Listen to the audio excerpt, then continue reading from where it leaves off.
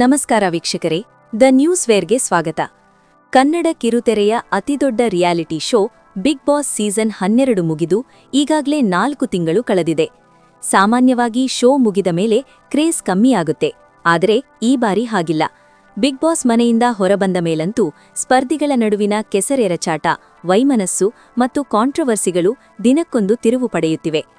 ಮನೆಯಲ್ಲಿದ್ದಾಗ ನಾವೆಲ್ಲ ಒಂದೇ ಕುಟುಂಬ ಅಂದವರು ಈಗ ಒಬ್ಬರ ಮುಖ ಒಬ್ಬರು ನೋಡುತ್ತಿಲ್ಲವಾ? ಬಿಗ್ ಬಾಸ್ ವಿನ್ನರ್ ಗಿಲ್ಲಿ ನಟ ಮತ್ತು ಧನುಷ್ ಗೌಡ ನಡುವೆ ಅಸಲಿಗೆ ನಡೆದಿದ್ದೇನು? ಕಾವ್ಯ ಬಗ್ಗೆ ಸೋಷಿಯಲ್ ಮೀಡಿಯಾದಲ್ಲಿ ಹರಿದಾಡುತ್ತಿರುವ ಆ ಒಂದು ಸುದ್ದಿ ಧನುಷ್ ಅವರನ್ನು ಕೆರಳಿಸಿದ್ದು ಯಾಕೆ? ಈ ಎಲ್ಲ ಪ್ರಶ್ನೆಗಳಿಗೆ ಸ್ವತಃ ಧನುಷ್ ಗೌಡ ಅವರೇ ಈಗ ಉತ್ತರ ನೀಡಿದ್ದಾರೆ. ಈ ಇಡೀ ವಿವಾದದ ಹಿಂದಿರುವ ಕಂಪ್ಲೀಟ್ ಸ್ಟೋರಿಯನ್ನು ಈ ವಿಡಿಯೋದಲ್ಲಿ ನಾವು ನಿಮಗೆ ತಿಳಿಸಿಕೊಡಲಿದ್ದೇವೆ. ಎಲ್ಲಿಯೂ ಸ್ಕಿಪ್ ಮಾಡದೆ ಕೊನೆಯವರೆಗೂ ನೋಡಿ. ಈ ಎಲ್ಲಾ ವಿವಾದಗಳು ಶುರುವಾಗಿದ್ದು ಬಿಗ್ ಬಾಸ್ ಫಿನಾಲೆ ಮುಗಿದ ಮರುದಿನವೇ. ಅಶ್ವಿನಿ ಗೌಡ ಅವರು ಗಿಲ್ಲಿ ನಟನ ಗೆಲುವಿನ ಬಗ್ಗೆ ನೀಡಿದ ಹೇಳಿಕೆ ದೊಡ್ಡ ಮಟ್ಟದ ಬೆಂಕಿ ಹಚ್ಚಿತ್ತು. ಇದು ಮೋಸದ ಗೆಲುವು, ಬಿಗ್ ಬಾಸ್ ಮ್ಯಾನಿಪುಲೇಟ್ ಮಾಡಿದ್ದಾರೆ ಎಂದು ಅಶ್ವಿನಿ ನೇರ ಆರೋಪ ಮಾಡಿದ್ದರು. ಇದು ತಣ್ಣಗಾಗುವಷ್ಟರಲ್ಲೇ ಗಿಲ್ಲಿ ನಟ ಮತ್ತು ರಘು ಮಧ್ಯೆ ಬಿರುಕು ಮೂಡಿದೆ ಎಂಬ ಸುದ್ದಿ ಹರಿದಾಡಿತು. ರಘು ಅವರು ಗಿಲ್ಲಿಯನ್ನು ಸೋಷಿಯಲ್ ಮೀಡಿಯಾದಲ್ಲಿ ಅನ್ಫಾಲೋ ಮಾಡಿದ್ದು ದೊಡ್ಡ ಚರ್ಚೆಗೆ ಕಾರಣವಾದಿತ್ತು. ಬಿಗ್ ಬಾಸ್ ಮನೆಯಲ್ಲಿ ಅಣ್ಣ ತಮ್ಮಂದಿರಂತಿದ್ದ ಇವರ ಮಧ್ಯೆ ಹುಳಿ ಹಿಂಡಿದ್ದು ಯಾರು ಎಂಬ ಪ್ರಶ್ನೆ ಈಗಲೂ ಅಭಿಮಾನಿಗಳನ್ನು ಕಾಡುತ್ತಿದೆ. ಇದೇ ಸಮಯದಲ್ಲಿ ಧನುಷ್ ಗೌಡ ಅವರು ಕೂಡ ಈ ಗ್ಯಾಂಗ್ನಿಂದ ದೂರವಾಗುತ್ತಿದ್ದಾರಾ ಎಂಬ ಸಂಶಯ ಶುರುವಾಗಿತ್ತು. ಇತ್ತೀಚೆಗೆ ಸೋಷಿಯಲ್ ಮೀಡಿಯಾದಲ್ಲಿ ಒಂದು ಅತಿರೇಕದ ಘಟನೆ ನಡೆಯಿತು. ಕಾವ್ಯ ಶೈವ ಅವರಿಗೆ ಕಿಡಿಗೇಡಿಯೊಬ್ಬ ಅಸಭ್ಯವಾಗಿ ಕಮೆಂಟ್ ಮಾಡಿದ್ದ. ನೀವು ಧನುಷ್ ಅವರ 2ನೇ ಹೆಂಡತಿಯಂತೆ, ಹೌದಾ ಎಂಬ ಪ್ರಶ್ನೆಯನ್ನು ಕೇಳಲಾಗಿತ್ತು. ಇದು ಕಾವ್ಯ ಮಾತ್ರವಲ್ಲದೆ ಅವರ ಅಭಿಮಾನಿಗಳನ್ನು ಕೆರಳಿಸಿತ್ತು. ಕಾವ್ಯ ಇದಕ್ಕೆ ಸರಿಯಾದ ರೀತಿಯಲ್ಲೇ ತಿರುಗೇಟು ನೀಡಿದ್ದರು. ಆದರೆ ಈ ವಿಷಯದಲ್ಲಿ ಧನುಷ್ ಗೌಡ ಅವರ ನಿಲುವೇನು ಎಂಬ ಕುತೂಹಲ ಎಲ್ಲರಲ್ಲಿತ್ತು.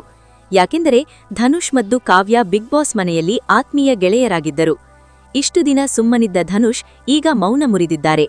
ನಮ್ಮ ಮನಃಶಾಂತಿ ಹಾಳು ಮಾಡಲು ಕೆಲವರು ಇಂತಹ ಕೆಲಸ ಮಾಡುತ್ತಾರೆ, ಅವರನ್ನು ನಿರ್ಲಕ್ಷಿಸುವುದೇ ಒಳ್ಳೆಯದು ಎಂದು ಧನುಷ್ ಖಡಕ್ಕಾಗಿ ಹೇಳಿದ್ದಾರೆ.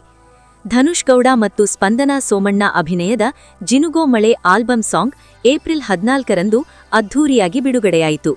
ಈ ಕಾರ್ಯಕ್ರಮದಲ್ಲಿ ಮಾಧ್ಯಮಗಳ ಜೊತೆ ಮಾತನಾಡಿದ ಧನುಷ್ ಹಲವು ವಿಚಾರಗಳನ್ನು ಹಂಚಿಕೊಂಡಿದ್ದಾರೆ. ಮುಖ್ಯವಾಗಿ ಗಿಲ್ಲಿ ನಟನ ಬಗ್ಗೆ ಮಾತನಾಡಿದ ಅವರು, ನಮ್ಮ ನಡುವೆ ಯಾವುದೇ ವೈಮನಸ್ಸಿಲ್ಲ, ನಾವೆಲ್ಲ ಕನ್ನಡಿಗರು, ಒಬ್ಬರು ಬೆಳೀತಿದ್ದಾರೆ ಎಂದರೆ ನಮಗೆ ಖುಷಿಯೇ ಹೊರತು ಅಸೂಯೆ ಪಡುವ ಗುಣ ನಮ್ಮದಲ್ಲ. ಯಾರೇ ಆಗಲಿ ಸಿನಿಮಾ ರಂಗದಲ್ಲಿ ಬೆಳೆಯಬೇಕು, ಆ ಮೂಲಕ ಕನ್ನಡ ಇಂಡಸ್ಟ್ರಿ ಬೆಳಗಬೇಕು ಎಂದು ಮನದಾಳದ ಮಾತುಗಳನ್ನು ಆಡಿದ್ದಾರೆ. ಈ ಮಾತುಗಳ ಮೂಲಕ ತಾವು ಮತ್ತು ಗಿಲ್ಲಿ ಇಂದಿಗೂ ಸ್ನೇಹಿತರೇ ಎಂಬುದನ್ನು ಧನುಷ್ ಸಾಬೀತುಪಡಿಸಿದ್ದಾರೆ. ಎಲ್ಲರನ್ನೂ ಕಾಡುತ್ತಿದ್ದ ಪ್ರಶ್ನೆ ಅಂದ್ರೆ ಧನುಷ್ ಅವರ ಈ ದೊಡ್ಡ ಕಾರ್ಯಕ್ರಮಕ್ಕೆ ಗಿಲ್ಲಿ ಯಾಕೆ ಬರಲಿಲ್ಲ? ಇದರ ಬಗ್ಗೆಯೂ ಧನುಷ್ ಅವರೇ ಕ್ಲಾರಿಟಿ ಕೊಟ್ಟಿದ್ದಾರೆ. ನಾನು ಗಿಲ್ಲಿಗೆ ಮಾತ್ರವಲ್ಲ, ಅವರ ಅಣ್ಣನಿಗೂ ಫೋನ್ ಮಾಡಿ ಆಹ್ವಾನ ನೀಡಿದ್ದೆ, ಗಿಲ್ಲಿ ಕೂಡ ಬರ್ತೀನಿ ಅಣ್ಣ ಅಂತ ಹೇಳಿದ್ರು. ಆದರೆ ವೈಯಕ್ತಿಕ ಕಾರಣಗಳಿಂದ ಅಥವಾ ಶೂಟಿಂಗ್ ಬ್ಯುಸಿಯಿಂದ ಅವರಿಗೆ ಬರಲು ಸಾಧ್ಯವಾಗಿಲ್ಲ ಅನ್ಸುತ್ತೆ. ನಾವು ಕರೆಯದೇ ಇರುತ್ತಿದ್ದರೆ ಸ್ನೇಹ ಇಲ್ಲ ಅಂತ ಹೇಳಬಹುದಿತ್ತು. ಆದರೆ ನಾವು ಕರೆದೇವೆ ಅಂದ ಮೇಲೆ ನಮ್ಮ ನಡುವೆ ಉತ್ತಮ ಬಾಂಧವ್ಯ ಇದೆ ಅಂತಲೇ ಅರ್ಥ ಎಂದಿದ್ದಾರೆ. ಈ ಮೂಲಕ ಸೋಷಿಯಲ್ ಮೀಡಿಯಾದಲ್ಲಿ ಬೆಂಕಿ ಹಚ್ಚುವ ಕೆಲಸ ಮಾಡುತ್ತಿರುವವರಿಗೆ ಧನುಷ್ ಅವರು ತಕ್ಕ ಉತ್ತರ ನೀಡಿದ್ದಾರೆ. ಅಣ್ಣ ತಂಗಿಯ ಸಂಬಂಧದಲ್ಲಿರುವ ರಘು ಮತ್ತು ರಕ್ಷಿತಾ ಕೂಡ ಧನುಷ್ ಬೆಂಬಲಕ್ಕೆ ನಿಂತಿರುವುದು ಗಮನಾರ್ಹ. ಇನ್ನು ಧನುಷ್ ಗೌಡ ಅವರ ಮುಂದಿನ ಹಾದಿಯ ಬಗ್ಗೆ ನೋಡುವುದಾದ್ರೆ ಅವರು ಸದ್ಯದಲ್ಲೇ ಬೆಳ್ಳಿ ಪರದೆಯ ಮೇಲೆ ಮಿಂಚಲು ಸಜ್ಜಾಗುತ್ತಿದ್ದಾರೆ. ಈಗಾಗಲೇ ಕೆಲವು ಕಥೆಗಳನ್ನು ಕೇಳುತ್ತಿದ್ದು ಸ್ಕ್ರಿಪ್ಟ್ ಫೈನಲ್ ಮಾಡುವ ಹಂತದಲ್ಲಿದ್ದಾರೆ. ಚೊಚ್ಚಲ ಸಿನಿಮಾ ಜನರಿಗೆ ಇಷ್ಟವಾಗಬೇಕು, ದೊಡ್ಡ ಮಟ್ಟದ ಜವಾಬ್ದಾರಿ ನನ್ನ ಮೇಲಿದೆ ಎನ್ನುತ್ತಾರೆ ಈ ಪ್ರತಿಭಾವಂತ ನಟ. ಒಟ್ಟಿನಲ್ಲಿ ಬಿಗ್ ಬಾಸ್ ಮನೆಯಿಂದ ಹೊರಬಂದ ಮೇಲೆ ನಡೆಯುತ್ತಿರುವ ಈ ವಿವಾದಗಳಿಗೆ ಧನುಷ್ ಗೌಡ ಅವರ ಈ ಹೇಳಿಕೆಗಳು ಫುಲ್ ಸ್ಟಾಪ್ ಇಟ್ಟಿವೆ. ಗಾಸಿಪ್ ಹಬ್ಬಿಸುವವರ ಮಾತುಗಳಿಗೆ ಕಿವಿಗೊಡದೆ ಸತ್ಯವೇನು ಎಂಬುದನ್ನು ಧನುಷ್ ಸ್ಪಷ್ಟಪಡಿಸಿದ್ದಾರೆ. ವೀಕ್ಷಕರೇ, ಧನುಷ್ ಮತ್ತು ಗಿಲ್ಲಿ ನಟ ಅವರ ಈ ಸ್ನೇಹದ ಬಗ್ಗೆ ನಿಮ್ಮ ಅಭಿಪ್ರಾಯವೇನು? ಗಿಲ್ಲಿ ಅವರು ಈ ಕಾರ್ಯಕ್ರಮಕ್ಕೆ ಬರಬೇಕಿತ್ತಾ?